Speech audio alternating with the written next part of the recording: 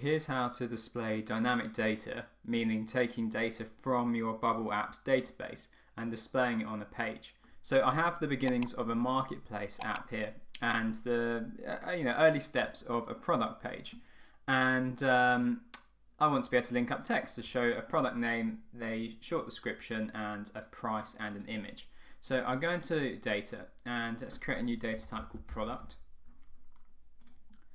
And then I need to add some fields. So Bubble supplies these default fields, but I need the fields that I want displayed on the page. So let's work through those. Let's call it title, and then this is a field type text. And then let's have a look. We need short description. That's also text.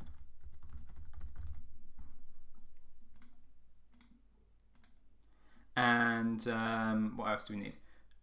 Price and image. Okay, so price, I'm not going to go with text, I'm going to go with number. And that's just so that it's easier for me later on to do calculations with it. Now there is a function in Bubble to change a number that's expressed as text into a number, but it's just an extra step. So by placing it as a number, that then means that I could easily apply like a 20% discount in the future. Because it's stored as a number rather than like a series of numbers stored as text. So from like a coding lingo, it's being stored as like an integer rather than being stored as a string. It just means I get to work with it as a number and not text. And then we need an image. So let's just go for thumbnail. And this is type image. Okay. Now, once you've really built out your app, you will probably have a front-end interface that you'll build in Bubble, a way to add items, whether it's products or contacts, to your database. But just so we can get moving, get started, you can add them directly in by adding in an entry here. So let's go with title, we'll go with sneakers. And then short description, these are really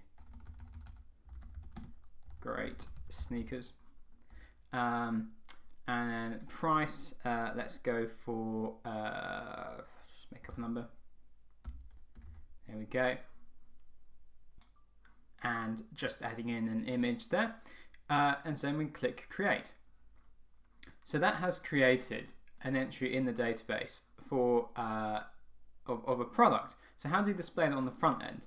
So I'm going to be showing you a way to do this, which involves basically creating a template for a product, this page here, which I've called product, which can then be used to display all of your products. So it acts as a template rather than having to design a different page for every product.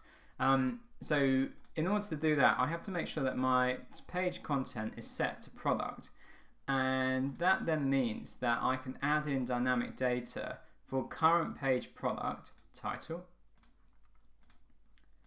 current page product short description, current page product price. Now, because the price is saved as a number, it's not going to have any formatting. So I can go for a format as change it to currency. Let's put in 2 decimal places, and then actually what I was really looking for was $. There we go. And then finally, image, dynamic image. There we go, current page, thumbnail. And then to make my app really accessible, I want to put an alt tag in there. That's what you get when you hover the mouse over an image. It displays a description of that image if the web designer or the website creator has bothered to put that in.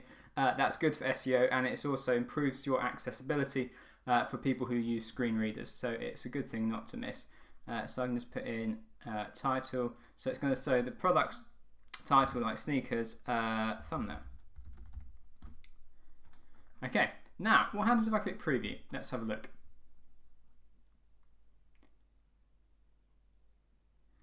So you'll see that if we look at the URL, we have product, and then we have a following bit of information. Let's just ignore this. This is part of the Bubble development test mode, but it's basically dummy text.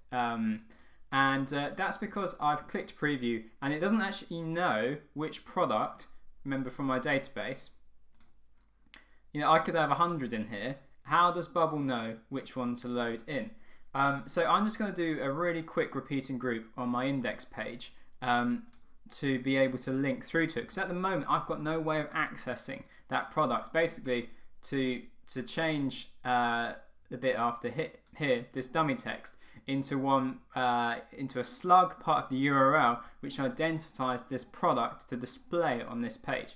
So what I'm going to do is just add in a really crude repeating group, do a search for product, and then I'm going to add in a link, and the link is going to be the product's title, and it's going to link through to product, but then it needs to send data, and so this is how I send across. This is the product I want to show, current sales product, because this is a repeating group that shows all my products.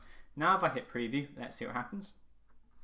Okay, so there we go, I get sneakers, and if I click on sneakers, it comes through to the page. There is my thumbnail, there's my title, my short description, and my numbers, my number field formatted as a currency.